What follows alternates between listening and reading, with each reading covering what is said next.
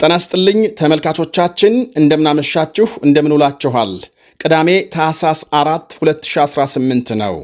ዛሬ ከተሰሙ ዘገቦች በኢትዮጵያና ኤርትራ መካከል የተፈጠረው ውጥረት በርካታ ሀገሮችን እያሳሰበ መሆኑ፣ የአሜሪካ መንግስት የኢትዮጵያ ስደተኞች ጊዜያዊ ከለላ ማንሳቱ የፈጠረው ስጋት፣ እንዲሁም 1 ሚሊዮን የዩክሬን ሕዝብ ላይ ስለደረሰ አነጋጋሪ ጉዳትና የሰላም ንግግሩ መቀጠል ይገኙበታል።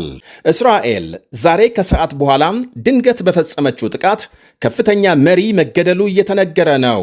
በአካባቢው ውጥረት ነግሷል። በዚህ ላይ እናተኩራለን። ሊዮኔል ሜሲ በህንድ ምን እንደገጠመው ወደ ኋላም እንነግራችኋለን። ሌሎችም አሉን። አብራችሁን እንድትቆዩ እጋብዛለሁ። በላይ በቀለ ነኝ።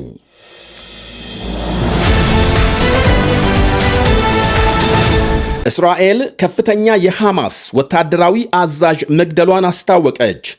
ራድ ሳድ የተባሉት እኚህ ከፍተኛ የሐማስ የጦር አዛዥ ዛሬ ቅዳሜ ከሰዓት በኋላም ጋዛ ከተማ ውስጥ በመኪና ሲጓዙ በእስራኤል የአየር ጥቃት መገደላቸውን የእስራኤል ጦር ኃይል ገልጧል። አብረዋቸው ሲጓዙ የነበሩ 3 ሰዎች መገደላቸውም ተመልክቷል። አዛዡ የሐማስ የጦር መሳሪያ ማምረቻና ማከፋፈያ ጣቢያን ሲመሩ እንደነበርና ከቅርብ ጊዜ ወዲህ የተገደሉ የሐማስ የመጀመሪያው ከፍተኛ ወታደራዊ አመራር ናቸው ተብሏል። ሐማስ ጥቃቱን ተከትሎ ባወጣው መግለጫም የአዛዡን መገደል ከማረጋገጥ ወይም ከማስተባበል ይልቅ እስራኤል የሰላም ስምምነቱን በግልጽ እየጣሰች መሆኗን ያሳየችበት ወንጀል ሲል አውግዟል። በዩክሬን ከ1 ሚሊዮን በላይ ቤተሰብ ከኤሌክትሪክ አገልግሎት ውጪ መሆኑ ተነገረ። ሌሊቱን ሩሲያም የዩክሬንን የኃይል ማመንጫዎችና የኢንዱስትሪ ጣቢያዎችን ስትደበድብ ማድሯን ተከትሎ ከሚሊዮን በላይ ቤተሰብ ከኤሌክትሪክ ውጪ መሆኑ ተሰምቷል። 5 ግዛቶች የጥቃቱ ኢላማ መሆናቸውንና በዚህ ጥቃት 500 ገደማ ድሮኖችና ሚሳኤሎች መተኮሳቸውን ፕሬዝዳንት ዜሌንስኪ ገልጸዋል። የሩሲያ መከላከያ ሚኒስቴር በጥቃቱ ለራዳር አስቸጋሪ የሆነውን ሃይፐርሶኒክ ሚሳኤል መጠቀሙን አመልክቷል። በጦርነቱ ሩሲያም የኃይል ማመንጫዎችን በተደጋጋሚ ኢላማ የምታደርግ ሲሆን አሁን ከክረምቱ ጋር ተያይዞ የበለጠ ጫና ለመፍጠር የኃይል መሠረተ ልማቶች ላይ ጥቃት መፈጸሟን ቀጥላለች። የአሁኑ ጥቃት የአሜሪካ ልዩ ልዑክ ስቲቭ ዊትኮፍ ጦርነቱ እንዲቆም በሚያስችለው የሰላም ዕቅድ ላይ ከዜሌንስኪና ከሌሎች የአውሮፓ መሪዎች ጋር ለመነጋገር ወደ ጀርመን ይጓዛሉ መባሉን ተከትሎ የተፈጸመ ነው። በጀርመን በርሊን ተሻሽሎ በቀረበው የሰላም ዕቅድ ላይ በሚደረገው ንግግር የትኞቹ የአውሮፓ መሪዎች እንደሚሳተፉ እስካሁን በዝርዝር አልታወቀም። አወዛጋቢ ሆኖ የቀጠለውን የዩክሬን መሬቶችን ጉዳይ የተሻሻለው የሰላም ዕቅድ መፍትሄ ይሰጥ እንደሆነ ዜሌንስኪ በጥርጣሬ ይመለከታሉ። በስካሁኑ ሂደት ገንቢ ውጤት እየታየ መሆኑን ዩክሬንና የአውሮፓ አጋሮቿ ሲገልጹ፣ ከፕሬዝዳንት ትራምፕ በኩል ሰሞኑን ትዕግስት የማጣት ሁኔታም ታይቷል። ለዚህ ደግሞ በሳምንቱ መጀመሪያም ለአንድ መገናኛ ብዙሃን በሰጡት ቃል ዜሌንስኪ የሰላም ዕቅዱን እንዳይቀበሉ የሚከላከሉት የአውሮፓ መሪዎች ናቸው በማለት ወቀሳ ማሰማታቸው ይጠቀሳል። ከዚያም አልፈው መሪዎቹን ደካሞች በማለት እስከ መሳደብ ደርሰዋል። ዩክሬን ምርጫ እንድታካሂድም ትራምፕ ደጋግመው እየጠየቁ ሲሆን ዜሌንስኪ በሰጡት ምላሽ አስተማማኝ የደህንነት ዋስትናም አሜሪካም ሆነች አውሮፓ የሚሰጡ ከሆነ በ3 ወር ጊዜ ውስጥ ምርጫ ለማካሄድ ዝግጁ መሆናቸውን ገልጸዋል። በሀገሪቱ መካሄድ የነበረበት ምርጫ በጦርነቱ ሳቢያ ለሌላ ጊዜ መተላለፉ ሲታወስ፣ ሆኖም ዜሌንስኪ ምርጫ ላለማካሄድ ጦርነቱ እንዲራዘም እያደረጉ ነው በሚል ትችት ይቀርብባቸዋል። ለዩክሬን ይገባል የተባለው $247 ቢሊዮን በአውሮፓ እንዳይንቀሳቀስ ታግዶ የቆየው የሩሲያ ገንዘብ ላልተወሰነ ጊዜ እንዲታገድ ማለትም ታግዶ እንዲቆይ የአውሮፓ ሀገሮች ከስምምነት ደርሰዋል። ቤላሩስ በእስር ላይ የነበሩ ከ100 በላይ ተቃዋሚዎችና አክቲቪስቶች መልቀቋ ተነገረ።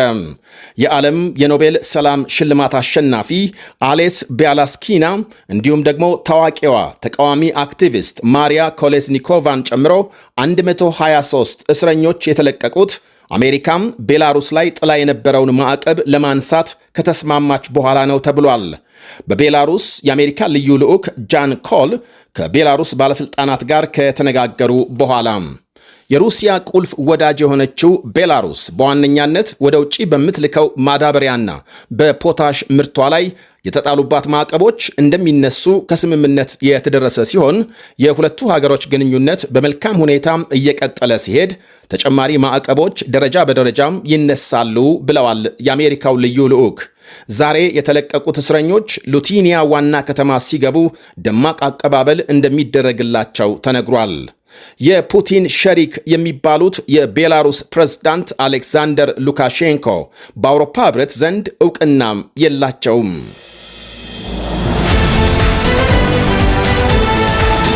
ኢትዮጵያና ኤርትራ በመካከላቸው የተፈጠረውን አለመግባባት በሰላም እንዲፈቱ የአውሮፓ ሕብረትና የተለያዩ ሀገራት ጥሪ ያቀረቡ። የአልጀርስ ስምምነት 25ኛ ዓመትን አስመልክተው ሀገሮቹ በኢትዮጵያና ኤርትራ መካከል የተፈጠረው ውጥረት እንዳሳሰባቸው የሚያመለክቱ መግለጫዎች እያወጡ ነው። ሁለቱ ሀገሮች ሉዓላዊነትና የግዛት አንድነትን ባከበረ መልኩ ችግራቸውን በሰላም እንዲፈቱ ካናዳ፣ ጃፓን፣ ኖርዌይ፣ ቱርክና ብሪታንያ በጋራ ባወጡት መግለጫ ሲጠይቁ የአውሮፓ ሕብረትም የአልጀርስ ስምምነትና በድንበር ኮሚሽን የተወሰነውን የኢትዮጵያና ኤርትራ ድንበርን ሙሉ በሙሉ እንደሚደግፍ አስታውቋል። ሀገሮቹ አንደኛው የሌላኛውን ሉዓላዊነት፣ ነፃነትና የግዛት አንድነት እንዲያከብሩ ጠይቋል የአውሮፓ ሕብረት።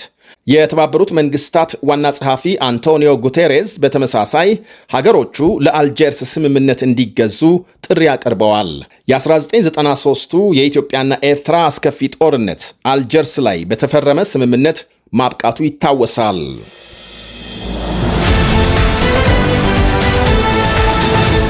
የአሜሪካ መንግስት ለኢትዮጵያውያን ስደተኞች ሲሰጥ የነበረውን ሕጋዊ ከለላ ማንሳቱ ተነገረ።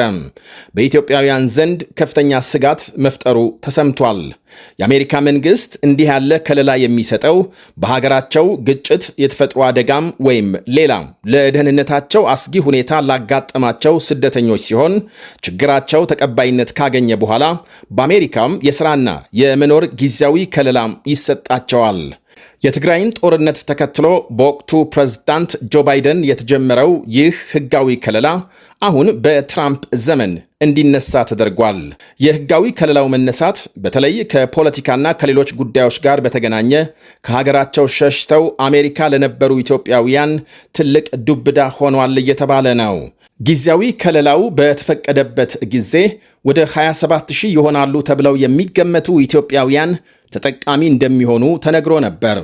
በዚህ አሰራር ከኢትዮጵያውያን በተጨማሪ የሌሎች በርካታ ሀገራትም ተጠቃሚ መሆናቸው ይነገራል።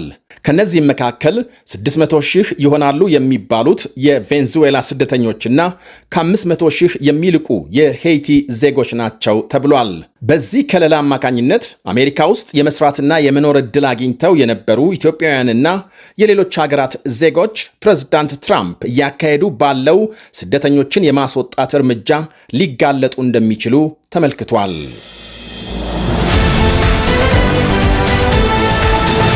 ታዋቂውን የእግር ኳስ ተጫዋች ሊዮኔል ሜሲን ለማየት በህንድ ስታዲየም የተሰበሰበ ሕዝብ ረብሻ ማስነሳቱ ተነገረ።